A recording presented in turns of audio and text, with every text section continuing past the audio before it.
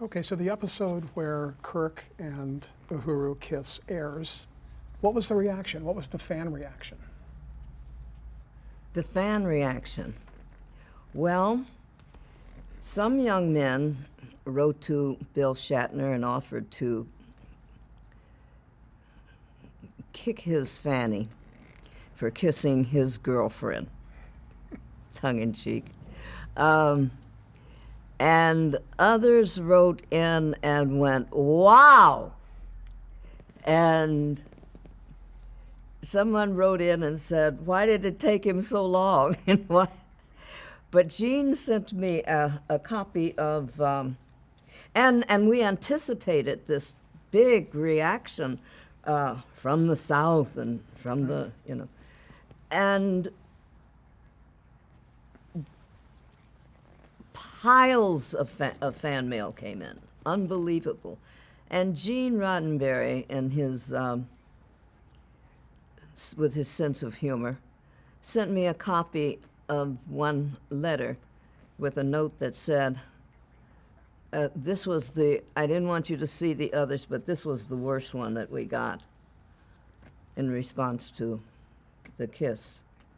And oh my God. Maybe those people, maybe the director was right. Oh God. So I opened it up and I read it, and it said, I'm a white man from the South, and I'm against the mixing of the races. But any time a red-blooded boy like Captain Kirk gets a beautiful dame in his arms that look like Lieutenant Uhura, he ain't gonna fight it. Now, what's wrong with that boy?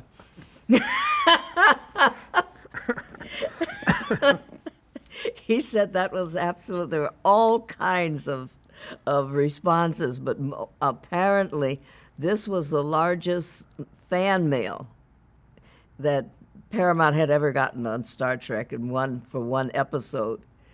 And they were just simply amazed. And people have talked about it ever since. And one of the first things they do want to talk about is the first interracial kiss, and how they responded and what it did for them, and that they thought of the world differently. They thought of people differently, and there's been really absolutely nothing but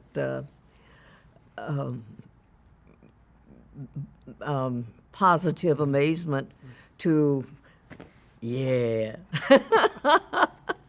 What are some of your favorite episodes? Oh, I think that's one. Of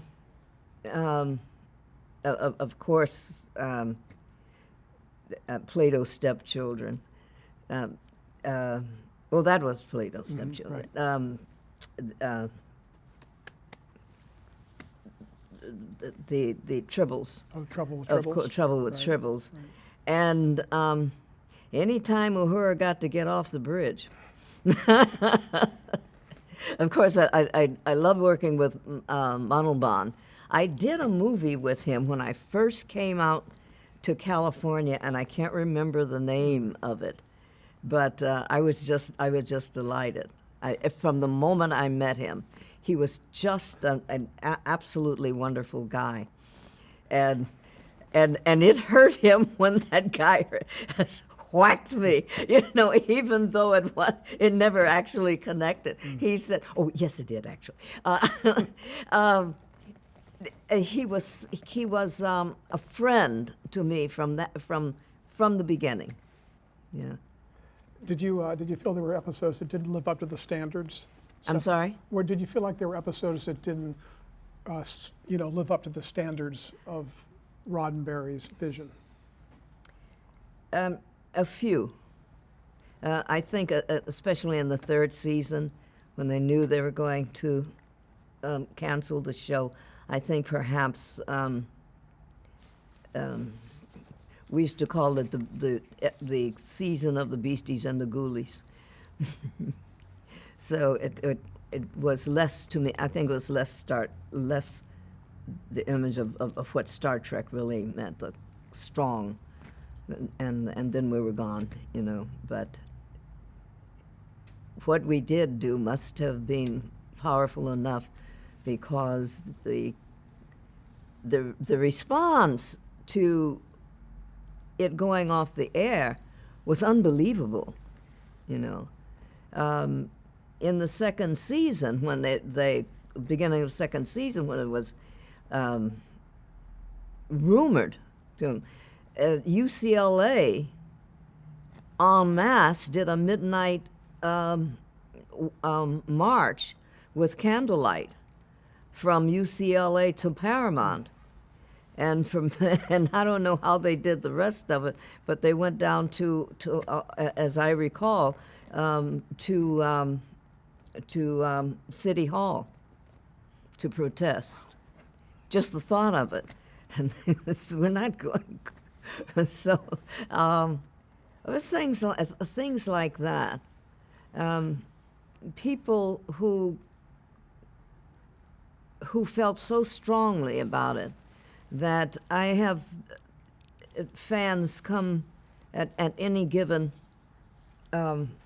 convention when you're autographing, you know, and say that, and they'll be young, and they'll say, my mom or my dad made me sit down and watch Star Trek. I'm saying, I don't watch Star. So that was way back then, and said, but I discovered Star Trek. And it's almost to the person, you know. My mom named me after you, and I thought that was a weird name till then I saw the episode, and I'm very proud to be named after you. I So think people are really named Uhuru? no, Nichelle. Nichelle, okay. Yeah. When I first came on the scene as Nichelle Nichols, people insisted on calling me Nichelle Nicole, or Nichelle Nichols. They're determined to make it romantic, which is fine with me. Well, their mom must have felt the same way, because she named her daughters Nichelle and Nicole. Mm-hmm.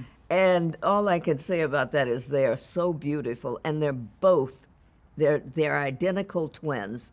One speaks and the other one finishes. They start a sentence and the other one finishes it. They're brilliant. The one has a degree for law and the other one is something like it. And they decided, and they also happen to be gorgeous, and they're writers. And they have written a reality show and called it The Young Moguls. And it's very funny, and it's very wonderfully well done, and their writing is amazing. So I'm try to help them get that done. And there probably are people who were named Uhura, too, I'm guessing. I think so. Yeah. I think so. I think I recall one or two. So why did the show go off the air? Paramount was determined to take it off. Ratings? Well, we have, when they took it off, all over the country. That's back when you had, when you called in, you were on put you on hold on, what is that called? A machine? You mean the Nielsen diary type thing? Or? No. They plug it in and say, I'll plug you right in for Mr. It's a board. Just an operator? Yes, operating board. Okay. Everybody's out there giving you the right answer. But there were so many calls that went in from all over the country and jammed every place switchboard. Right. Jammed the switchboard at every place that Star Trek was playing, and wouldn't stop until, stopped corporations dead if they didn't renew Star Trek. If they didn't, they were taking Star Trek off of the reruns. We were now in reruns. And just the whisper that it was going to be taken off, they put it back on. The power of fandom. The Nielsen's ratings is 200 boxes across the country that tells everybody what they can and cannot see, or should and should not be seeing. So these 200 boxes was not reflecting, was proven that it was not reflecting, was telling us that we were not popular. But it wasn't, half of the 200 boxes, or a third of them, wasn't watching it, didn't like science fiction, and the rest of the country was watching it. So Nielsen wasn't reflecting the millions of people who were watching. And they didn't find that out until they canceled it. And fandom went berserk. And that's why you have conventions, because a group of young people in New York City who were young moguls, upward bound moguls,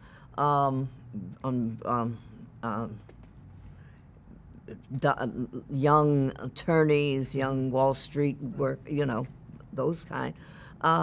This was a band of 6 of them. And they used to get together and watch Star Trek and maybe invite other people, but they were the core. And they went berserk. They said, they can't do this to us. We finally have something that we love, and they're taking it away. This is ridiculous. And so they decided to heal their wounds, nurse their wounds by getting a group of people together and talking about this and that. And so they rented, at least for a weekend, the Sheraton, New York Sheraton. So it became an old hotel. I'm sure they probably built another one. But it was the big hotel. They leased a couple of meeting rooms. So they were calling their friends and said, oh, we'd love to come. We'll be there. And so now they're getting too many calls. And they said, well, why don't we just charge? If we could just charge for a few dollars for just to come, if everybody pay like $25 or $30, we could even have some food, or we could have invite some more people. Started getting bigger and bigger, and they said, maybe this is getting a little out of hand. We need more than 2 rooms. Now they needed a ballroom. Now they told all their friends to call all their friends and tell everybody to call 10 people. And if they could do that, we could have a little convention about Star Trek. It grew out of proportion. To make a long story short, they said, maybe we could invite some of the cast. Do you think they could come? We'd have to pay their airfare, and we'd have to do this. They called it, what do you think if we could have? It got bigger and bigger and bigger. It said it got so big, they said they had to have more rooms, and the Sheraton's going, what are you talking about? They told them, they said, oh, well, why don't you have this? Well, that's a great idea. I can help you do this. And then they said, now they've got the original cast. And they've found out, well, they can't call the cast. You don't know how to call the cast. Don't they have agents? So agents said, yeah, well, it has to be first class and this and that. Oh, we need more money. Okay, so people started putting money in. And then they said, what about some of the people, if we can't get any more, that who do the writing and who do the, They said, oh, we'd love to come. Finally, somebody said, dare I say, what if Gene Roddenberry and Majel Barrett would come? And everybody went, oh, the great bird of the galaxy? They named him the great bird of the galaxy. They write, and Gene said they called his office because they didn't know where else to call. And he got on the line. He said, I'd be delighted to come. My wife and I would be. They were ecstatic. By the time they had it, it was so large that it was the beginning of all of the Star Trek conventions that succeeded, and with thousands of people. I think it went from 300 to 3,000 people. And it was every year at the Sheraton. and they were just delighted. And then other people began to. It was always fan based. Now there are a lot of professionals doing it. You know, there's something to be said for that, but it's really something to be said for a fan. Then they used to have costume contests, and you had to dress up like a character out of Star Trek, one of the crew, or one out of one of the stories. Then that became big. And that's where the whole thing of Trekkies are weird. They walk around like they think they really are these people. You know? Because during a convention, they might see them walk across the street. And the thing is, if you're in a costume, for the costume contest, if you're in a costume during as a rule, you have to stay in character. And that's where the press decided. They really think, you know, he really thinks he's Captain Kirk, or she really thinks she's Uhura, you know, because they talk to them exactly like we would speak to them, you know. And the press is first that called them Trekkies, you know. We call them Trekkers. And they call themselves Trekkers, and they resented it at first. Now they gleefully call themselves Trekkies. Yeah, yeah. Let's do a real quick word association. I'm going to name some of the cast members.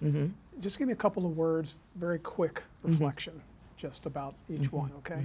First thing comes to your mind, William Shatner. Who? William Shatner. I don't think I want to play that one. Okay. Leonard Nimoy. Leonard is has a greater sense of humor than one would imagine, because he's a very serious man about himself and his life and his career. Next. DeForest Kelley. Wonderful guy. Miss him. Adored him. More serious than you might think he is, and with a greater sense of humor than you might think he had. James Doohan. A blustery old buzzard. And I loved him. I loved him. He was always on my case. Nichelle, you're always late. You're always late. No, I'm always on time, but you guys come early, and you call me late. So we're always, George Takei called us Star Trek's blustery old couple. George Takei. Well, George is an authority on everything, you know. And George turned, now Nichelle. He has the wildest laugh. And of course he adores me and I adore him. But we're always on each other's case, but charmingly so. And Walter Koenig. Walter Koenig is a unique being in and of himself, all by himself. Walter Koenig I adore him. He's brilliant. He's more brilliant than he cares for you to know, and resents it if you don't. He's an enigma within an enigma, but I think he's basically one of the sweetest souls I've really ever met. Back to the captain. On the beginning of the show, there was no one that first year. To me, there was no one more wonderful than Bill Shatner. A fine actor. I understood where he was taking Captain Kirk, you know, and of course everybody loves to imitate him, and they just, you know, over-imitate him so you'll know exactly who we're talking about. Great.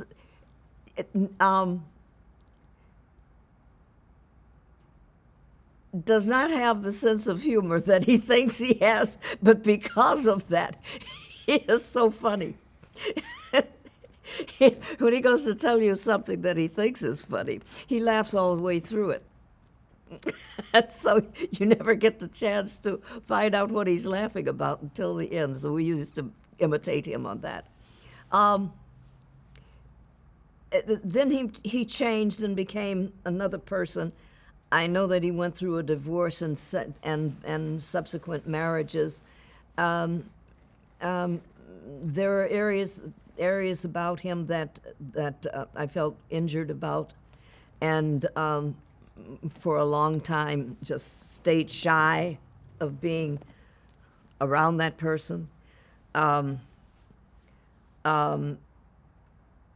But I have seen his work since then, especially his television show, Raw, Bill Shatner Raw, I guess, Raw Nerve or whatever. The interview show. And I found it to be well done and incisive. But I guess, as far as I'm concerned, to be truthful, once burned. I just we're cordial with one another. When the Star Trek movies came around. You didn't ask me about Majel. Okay. Crazy lady. Majel Barrett. Majel Barrett, crazy lady. My dearest friend. We loved and adored one another. She would get on my case and I'd get on her case, and then she loved to get me at just a little edge, and then she said, come on, let's go buy a bottle of champagne. Go down to the bar, buy a bottle of champagne. And then sometimes we had a bottle of champagne or two. And I adored her, and that wonderful son of theirs, Rod. We called him Little Rod for the longest time. We now call him Gene Roddenberry Jr. Adorable human being, smarter than a whip.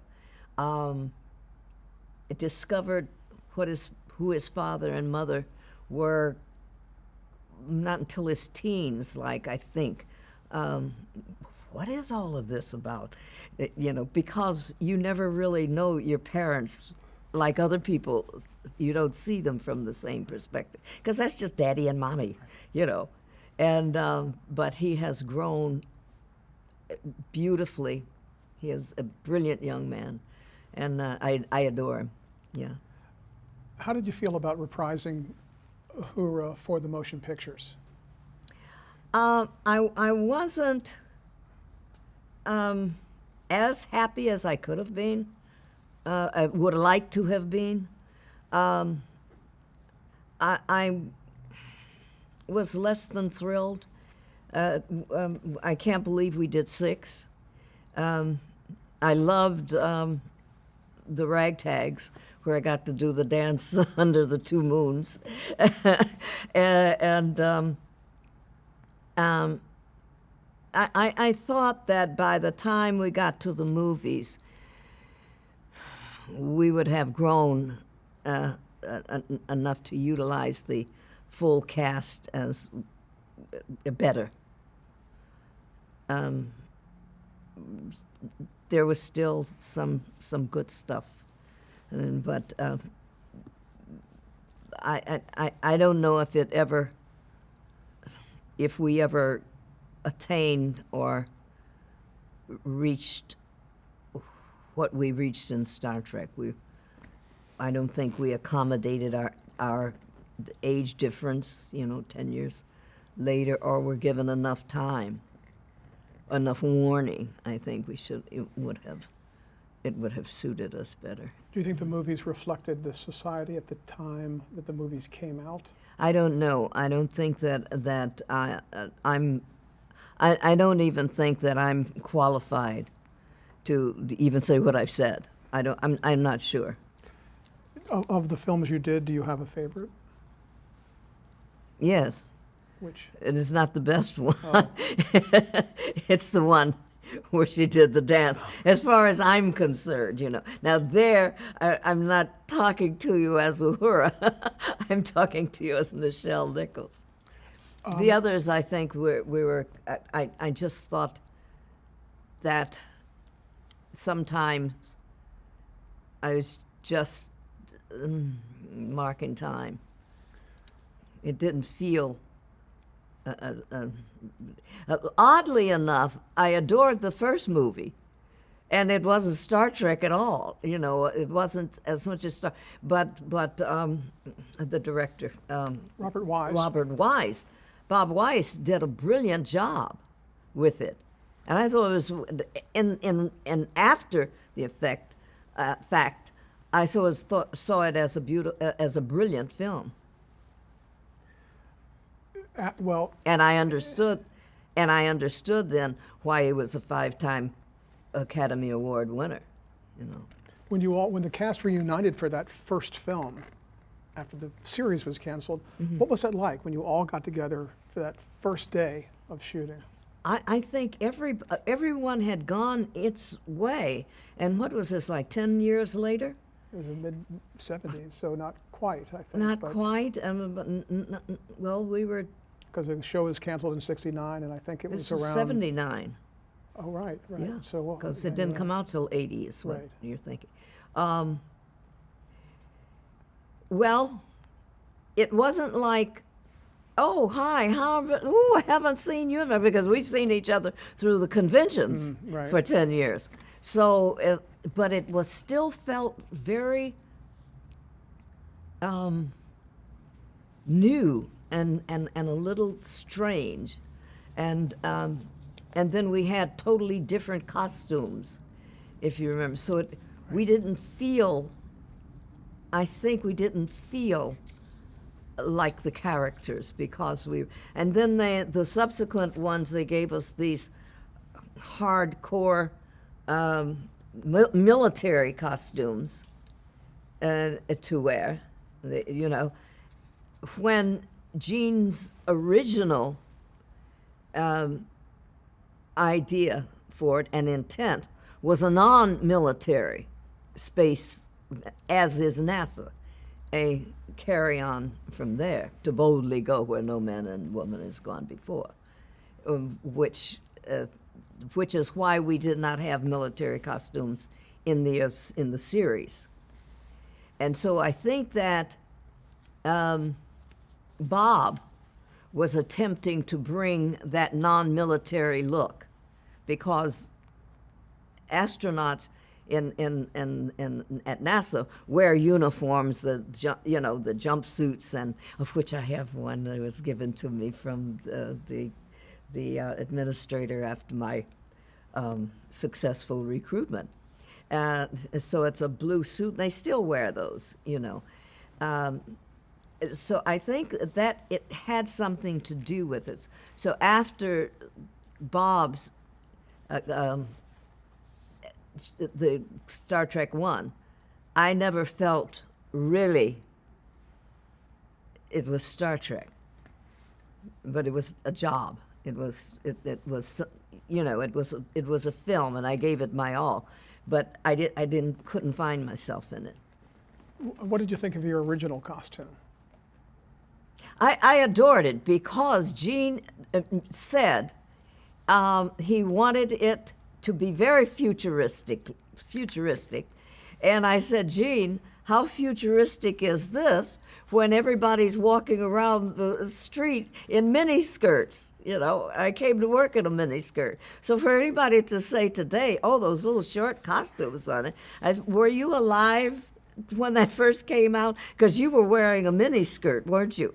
Oh, yes, but, you know, so they had some people had a problem with the short skirt. I had a problem more with the ruffle around the men's pants than the short skirts. They were very comfortable and very, you could really move around in them. What's the legacy of Star Trek?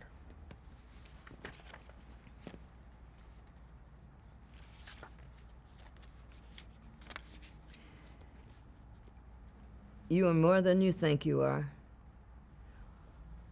You're greater good is greater than you think it is, open up your mind and let the sunshine in. You're not better than anyone else, and no one is better than you. What a way to live. So tell me about your current projects. What are you involved in? Oh, I have been doing quite a number of things. My latest project, of course, is, I guess, you can't go home again. You just keep going, doing the same thing. But I can. I'm back doing some marvelous things on behalf of NASA and with NASA. I've been suddenly being honored in many different ways, and honored by the California Space Authority. I'm on the board of not on the board of directors. I'm working with Buzz Aldrin on a California Science Center that will be out in the desert. Fantastic. We'll be announcing it come around Christmas time. And I'm the honorary ambassador for it, and involved, very strongly involved in that. I've been working with an associate of mine who created and has done a fantastic youth program called the Traveling Space Museum. And for young people, he goes to schools and presents a moving, hands-on experience of real space memorabilia and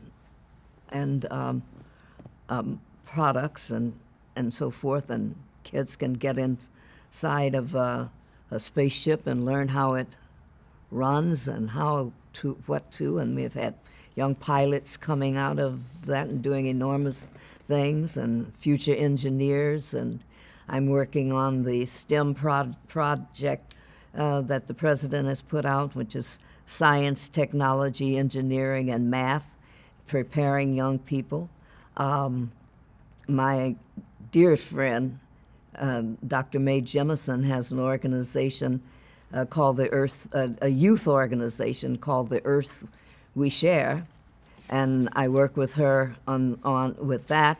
It's an incredible thing, bringing young people together, empowering women as well as empowering young girls as well as young boys for the future in science, in the whole STEM area, and in whatever our future will be in science, preparing them.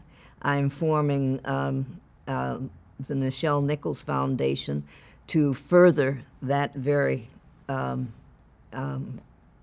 intent, which is a big project to do. The whole thing is a big project to do. But they are our youth. They are our future. And what more could you do with your life than to engender ambition and education and a foresight of the future, positive foresight of the future for our future generations. But that's our posterity. On the entertainment side, I'm an executive producer on a film that I'm very excited about that begins with tragedy, that crosses two cultures, how they deal with it, how they come to terms with it, how they learn to live together, respect one another. And it's finally about redemption. It's called Omaha Street. and I'm working with that, and we're very close to where we want to be going. We'll probably be shooting about spring of next year, and I'm working with the producer, Gilbert Bell, and it's exciting because I'm involved with the writing and the building and seeing it go and getting my chops back as a writer and seeing characters build and bringing a conformity and watching something grow. Tell me about the character you played on the series Heroes. You had a regular role in 2007 as Yes. Nana Dawson. Yes, and unfortunately, the whole concept of our story, our whole storyline, got cut, and I was just getting rolling up my sleeve for that character. We had great hopes for her.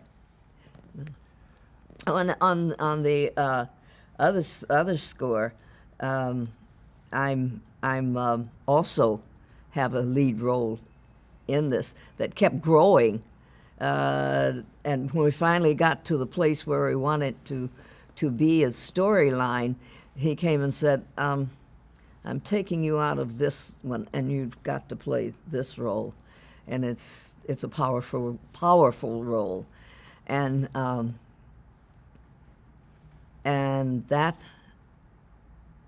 is a challenge. Is my next acting challenge, and as I continue with the other challenges, so my life is full, and young again. If you're working, if you're doing something, if you're giving back, and if you're creating, there's nothing. What else? What else do you want? What's changed over the years for the African American actor in television? Tremendously. There are so many creative minds. Some is okay. I mean, taking advantage of it like everybody else on one thing. But there are so many brilliant, creative minds out there that I respect so highly. Television has changed. In one way, not enough. And another way, if you look back and come from my perspective, amazingly. And there's no way but up. We're in this stagnation of where everybody's at each other. But I think this too will pass. I refuse to think of life as being stagnant and contentious. I see growth, and I see the final analysis of coming out of this as new beginnings. What advice would you give to a young actor? Act. Just get into every workshop, study. Go to college. Act. Go to college. Keep doing it. Because read everything you can get your hands on. Read everything. Fill yourself up with knowledge. And go to the best schools that you possibly can. And if you can't go to the best ones, get everything out of where you are and give yourself. Give of yourself. Don't accept less than what you can be, and you can be anything you want to be. Just remember, if you are the best you can be, and nobody is better than you, and you're no better than anybody else, but no one is better than you. So grow. Go and grow and act. Get into every workshop you can. Get into every play you can. present yourself, grow, grow, grow. It's a wonderful life. How would you like to be remembered?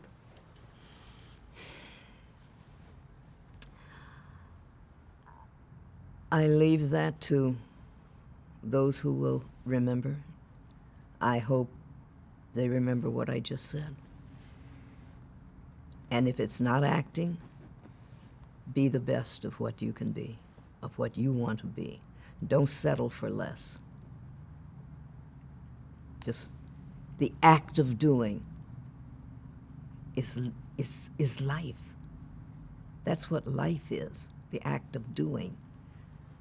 And give back. Give back. Because you can't enjoy what you have to hold on to. When you open up, you give, you can take in. Nichelle Nichols, thank you. I thank you.